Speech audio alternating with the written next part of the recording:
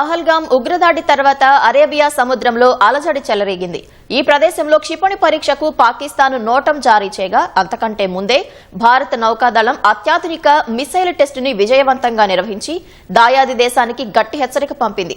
Guided missile destroyer INS Surat నుంచి క్షిపణి పరీక్ష విజయవంతంగా నిర్వహించినట్లు భారత నౌకాదళం వెల్లడించింది.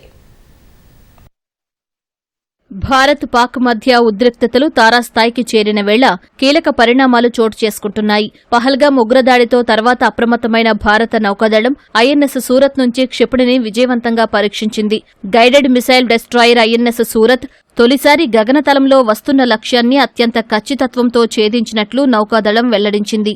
ఈ మేరకు ఓ వీడియోను విడుదల చేసింది. సీ స్కిమ్మింగ్ టార్గెట్ ను ఖచ్చితమైన సమన్వయంతో విజయవంతంగా ఛేదించినట్లు పేర్కొంది.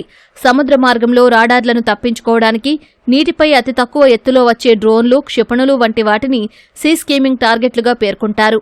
ఐఎన్ఎస్ సూరత్ వివిధ రకాల మిలిటరీ ప్లాట్ఫామ్లతో కలిసి లక్ష్యాన్ని ట్రాక్ చేస్తూ ధ్వంసం చేసింది. ఇందుకోసం medium range surface to air missile ను వినియోగించారు. అటు విమాన వాహక నౌక ఐఎన్ఎస్ విక్రాంత్ అరేబియా సముద్రంలోకి వచ్చింది. ఉపగ్రహ ఛాయాచిత్రాలు దీనిని ధృవీకరించాయి.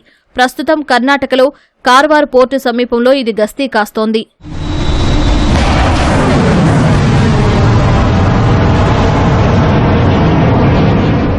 మరోవైపు దాయాది దేశం కవ్వింపు చర్యలకు పాల్పడుతోంది.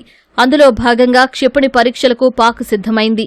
నేడు రేపు కరాచీ తీరం వెంబడి ఎకనామిక్ ఎక్స్క్లూజివ్ జోన్లో భూతలం నుంచి భూతలం పైకి క్షిపణి ప్రయోగాలు నిర్వహించేందుకు పాకిస్తాన్ నోటిఫికేషన్ జారీ చేసింది.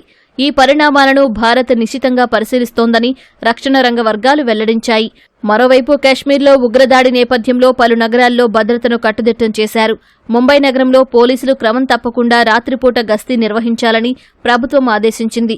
సీనియర్ అధికారులు నిత్యం అప్రమత్తంగా ఉండాలని ఆదేశాలు జారీ చేసింది. బీచ్, 5 స్టార్ హోటల్స్, రైల్వే స్టేషన్లు, షాపింగ్ మాల్స్, ప్రజలు ఎక్కువగా గుమిగూడే ప్రదేశాల్లో పెట్రోలింగ్ జరుగుతోంది.